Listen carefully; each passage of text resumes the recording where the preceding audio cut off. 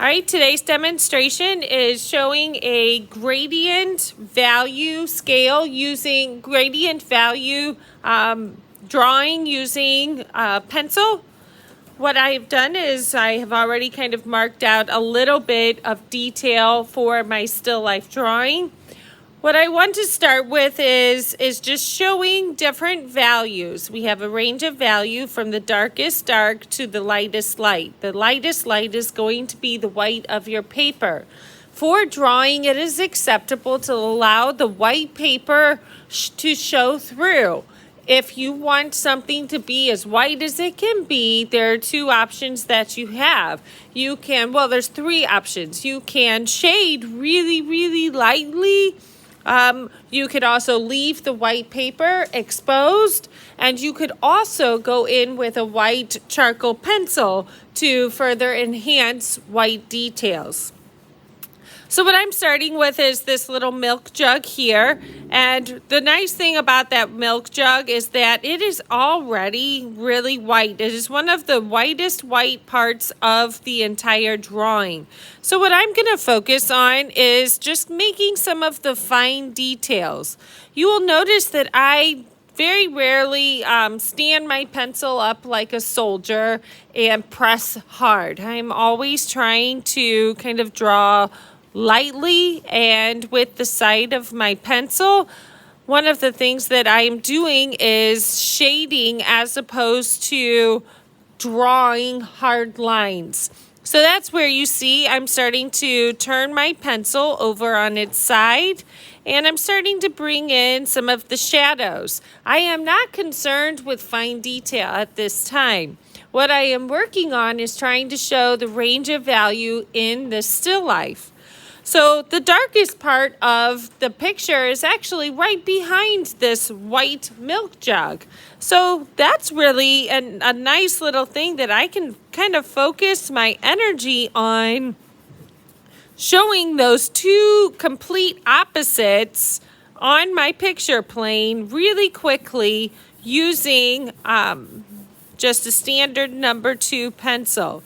So in this space, I have some of my simple objects, including the milk jug, and I also have that black frame in the background. So it would be really easy for me to just spend all my time bringing in all those really dark areas. What I really like about bringing in those dark areas is, you know what, this magic happens. All of the white areas start to stand out. Now, since I'm only just beginning, you're not going to see a whole lot of information right away.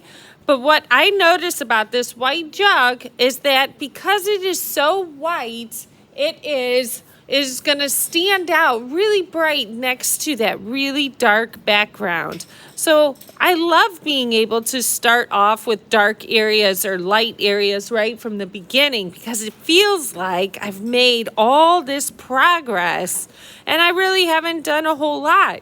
But now look, that dark background is making that milk jug stand out.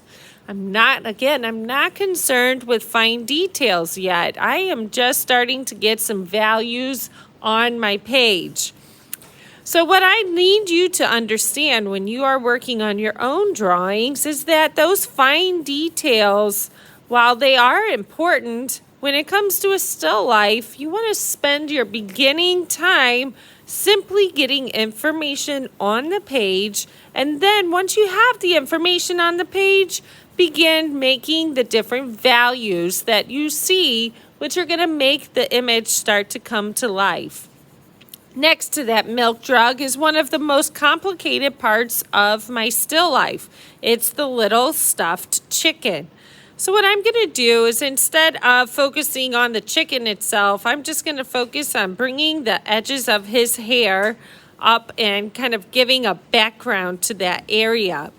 Again, that black area, what most people think is the easiest part, is going to help make other parts a little bit easier. It's going to start making that chicken come to life.